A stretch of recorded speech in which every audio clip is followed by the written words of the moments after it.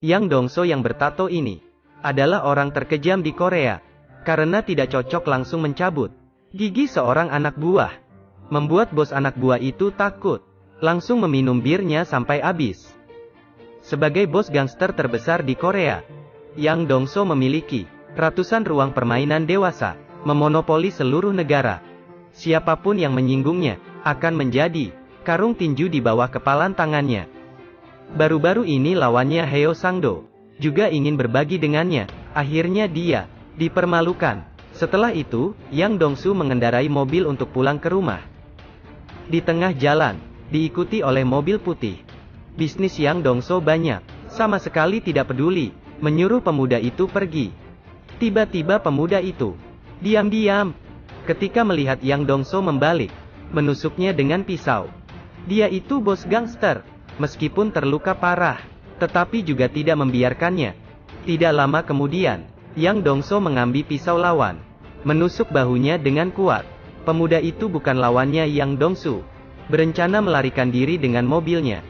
Dengan cepat sampai, menabrak Yang Dongso. Pejalan kaki yang lewat, menemukan Yang Dongso yang siuman, mengirimnya ke rumah sakit untuk diselamatkan. Kwon Oh Seong bawahannya melihat bos begini, mengira Heo Sang-do yang melakukannya. Jadi membawa ratusan bawahan, mengacaukan beberapa tempat Heo Sang-do. Ketika Yang Dongso sadar dan memberitahu Kwon Oh Seong, orang yang menyakitinya adalah orang gila, Heo Sang-do tidak mungkin melakukan ini. Lalu menulis plat nomor, agar bawahannya pergi mencari sebuah mobil putih. Di saat ini, polisi yang bernama Kang Kyung-ho datang, mengatakan bahwa orang yang menyerang Yang Dongso, kemungkinan adalah orang yang mereka cek akhir-akhir ini, pembunuh berseri. Dan Kang Kyung-ho ini juga bukan polisi biasa, dia membenci kejahatan, tidak bermoral untuk menyelesaikan kasus. Dijuluki anjing gila oleh orang. Tapi ketuanya tidak bertindak, sengaja menyembunyikan kejahatan orang, malah mentransfer Kang Kyung-ho menangani kasus biasa. Kang Kyung-ho hanya bisa menyelidiki secara diam-diam. Ketika mengetahui Yang Dongsu diserang, datang untuk meminta petunjuk. Tetapi bagi seorang bos gangster, tidak mungkin mempermalukan diri sendiri. Sehingga mengatakan dia terpeleset sendiri, agar Kang Kyung-ho pergi. Kemudian lawannya Heo Sang-do juga ke rumah sakit, mengatakan bahwa bukan dia yang melakukan ini, tetapi bawahan Yang Dongso, malah membunuh banyak bawahannya. Kemudian meminta tunjangan penyelesaian, dan 10 ruang permainan sebagai kompensasi. Yang Dongso tahu ini kesalahannya, setuju untuk membayar tunjangan penyelesaian. Tetapi tanpa ruang permainannya, Heo Sang-do juga tahu diri, tunjangan penyelesaian saja tidak apa-apa, tetapi saat ingin pulang, malah mempermalukan Yang Dongso, mengatakan bahwa seorang bos gangster malah disakiti oleh pemuda kecil. Sangat memalukan. Kata-kata inilah yang membuat Yang Dongso dipermalukan. Seketika sadar dan berencana dan bersumpah akan balas dendam. Kemudian mencari tukang gambar dari ingatannya, menggambar orang yang menyakitinya itu. Di saat yang bersamaan, pembunuh itu juga tidak duduk diam. Di stasiun tol, dia bertujuan untuk membunuh sopir yang mengeluh bahwa membesarkan anak terlalu melelahkan. Membuat pembunuh mengingat kejadian tragedis dia waktu kecil. Kemudian mengambil pisau, menusuk belasan tusuk ke sopir itu. Di saat ini kita sudah melihat muka si pembunuh. Kemudian pembunuh membawa mobil orang itu pergi. Tidak terpikirkan di dalam mobil masih berbaring seorang sopir yang beristirahat. Siapa kamu? Karena begitu, orang tak bersalah lainnya ikut terbunuh. Tetapi saat berkelahi, pisau yang sering digunakannya terlempar keluar, terjatuh di jalan. Yang Dongso, walaupun banyak bawahan, tetapi mau mencari satu orang di kota besar sangatlah sulit. Akhirnya Yang Dongso bekerja sama dengan Kang Kyung-ho. Dia mengeluarkan uang dan tenaga. Kang Kyung-ho menggunakan sumber daya polisi. Siapa yang menemukan pembunuh itu, itulah yang berhak menangani.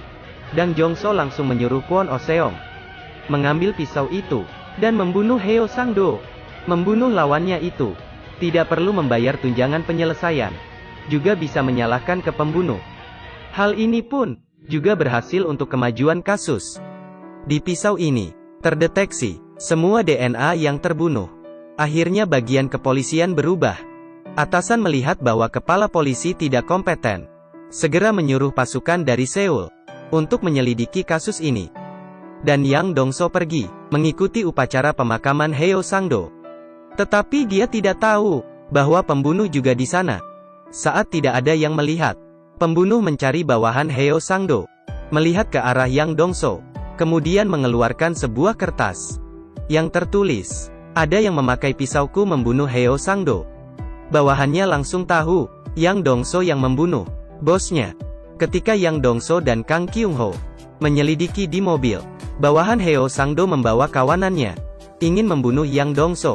Walaupun mereka hanya berdua, tetapi kekuatan mereka ada 200%, tinjunya meninju semua bawahan Heo Sang-do sampai tumbang. Dengan cepatnya mereka berdua menghabisi semua orang. Dan dalam kekacauan, tanpa sengaja Kang Kyung-ho membunuh bawahan Heo Sang-do. Dia yang sebagai polisi tidak tahu harus bagaimana. Kemudian Yang Dongso menyuruh Kang Kyung-ho pergi, biar dia yang mengurusnya. Kang Kyung-ho mendapatkan sidik jari dari mobil dan mencari bantuan teman dokternya. Hasilnya keluar, yaitu informasi pembunuh. Dari alamatnya Kang Kyung-ho datang ke rumah sewaan pembunuh. Dia menemukan selembar foto, membandingkan dengan gambar yang diberikan oleh Yang Dongso. Orang yang sama persis. Dia langsung memberitahu Yang Dongso. Sekarang identitas si pembunuh akhirnya terkonfirmasi. Dari penyelidikan tahu bahwa pembunuh ini dilecehkan oleh ayah sejak kecil. Mungkin karena gangguan psikologisnya, membunuh tanpa alasan. Dengan melacak tempat pembunuh, yang bertelepon dengan ibunya, memastikan tempat yang sering dia kunjungi. Sehingga bos gangster dan polisi, karena satu tujuan yang sama, bekerja sama. Kondisi seperti ini sangat luar biasa. Yang baik dan yang jahat semuanya bergerak. Mulai pencarian yang sejelas mungkin. Yang Dongso bertemu dengan siswi yang tidak membawa payung. Dia memberikan payungnya. Siswi ini sangat berterima kasih. Kemudian naik bus dan pergi. Tetapi ini semua dilihat oleh pembunuh yang sedang berada di dalam mobil. Malam hari, Yang Dongso dan bawahannya sedang makan. Mereka melihat kasus pembunuhan di televisi. Korbannya adalah siswi yang tadi. Di sampingnya terlihat payung yang Yang Dongso berikan. Yang Dongso benar-benar marah. Dia bersumpah bagaimanapun akan menemukan dia. Bawahannya tidak lanjut makan dan langsung berdiri. Semuanya bergerak mencari mengikuti jalur bus. Beberapa jam kemudian, mereka menemukan lokasi pembunuh, dan berhenti di sekitarnya, menunggu pembunuh masuk ke jebakan. Tidak lama kemudian, sebuah mobil putih perlahan mendekat. Semuanya menahan napas dan menunggu. Tidak terpikir pembunuh yang licik ini sepertinya menyadari sesuatu, menginjak gas penuh dan menabrak mobil Yang Dongso. Mereka mulai mengejar. Akhirnya, mobil terpaksa henti di persimpangan jalan. Tetapi pembunuh sudah tidak berada di mobil. Kwon Oh Seong melihat pembunuh sedang berlari, langsung mengejarnya. Tetapi sayangnya, diserang oleh pembunuh. Saat Yang Dongso tiba, bawahannya menggunakan napas terakhir, dan menunjuk arah pembunuh lari. Melihat saudara yang sudah mengikuti dia bertahun-tahun terbunuh, Yang Dongso benar-benar marah. Dia mengikuti jejak darah dan sampai di KTV. Saat ini pembunuh sedang mengancam seorang siswi dan sembunyi di kamar mandi. Yang Dongso seperti kerbau yang marah, langsung mendorong jatuh pintu kamar mandi. Tinjunya yang sebesar karung itu tidak bisa dihentikan. Memukulinya hingga pembunuh jatuh pingsan. Kemudian Yang Dongso membawa pembunuh ke sebuah gudang kosong, dan lanjut memukulinya, sampai pembunuh teriak dan menangis kesakitan. Kemudian Yang Dongso mengeluarkan parang, berencana membunuh pembunuh langsung. Tetapi di saat itu, Kang Kyung-ho membawa mobil masuk, dan menabrak Yang Dongso, kemudian membawa pembunuh untuk terima sanksi hukum. Siapa yang tahu karena bukti tidak cukup, tidak dapat dihukum mati, atau mungkin dihukum, tetapi hanya beberapa tahun.